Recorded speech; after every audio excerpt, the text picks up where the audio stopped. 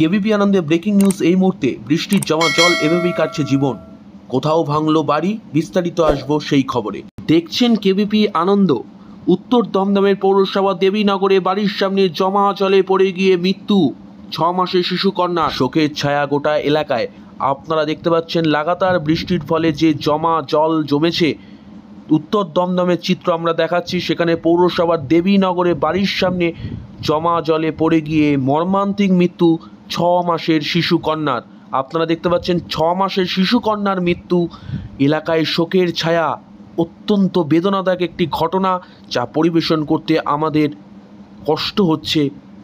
একটি শিশু কন্যার যার বেড়ে ওঠার কথা, যার আলো মুখ দেখার কথা, নিমেষেই অকালে ঝরে যেতে হলো তার প্রাণ।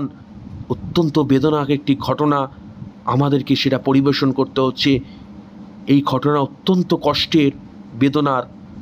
আপনাদের সেই চিত্রই দেখাচ্ছি। ঠিক এই জায়গায় উত্তর দমদমে পৌরসভার দেবীনগর বাড়ির সামনেই মর্মান্তিক মৃত্যু 6 মাসের শিশু কন্যার।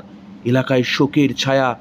আপনারা দেখতে পাচ্ছেন জমা জল, কার্যত লাগাতার বৃষ্টি, বন্যা হয়ে গেছে। আপনি বুঝতে পারবেন এটা পুকুর না রাস্তা। এই জল পেরিয়ে পেরিয়ে সাধারণ মানুষরা, বাসিন্দারা যাতায়াত করে। স্কুল পড়ুয়া থেকে শুরু করে নিত্যযাত্রীরা, তারা অফিস, এইভাবেই যাতায়াত করে। এলাকায় জমা জল, অপরিষ্কার নোংরা জল ঘরে ঢুকে যাচ্ছে। বাচ্চারা যেখানে খেলাধুলা করে সেখানেই 6 মাসের শিশু কন্যার মৃত্যু। অত্যন্ত বেদনার সেই ঘটনাই তুলে ধরলাম আপনাদের সামনে। এবার দেখাবো ভোরে হুড়মুড়িয়ে ভেঙে পড়ল কাকুরগাছি ঘোষবাগান রাজবাড়ি। আবারও আপনাদেরকে সেই চিত্রই দেখাচ্ছি এক্সক্লুসিভ।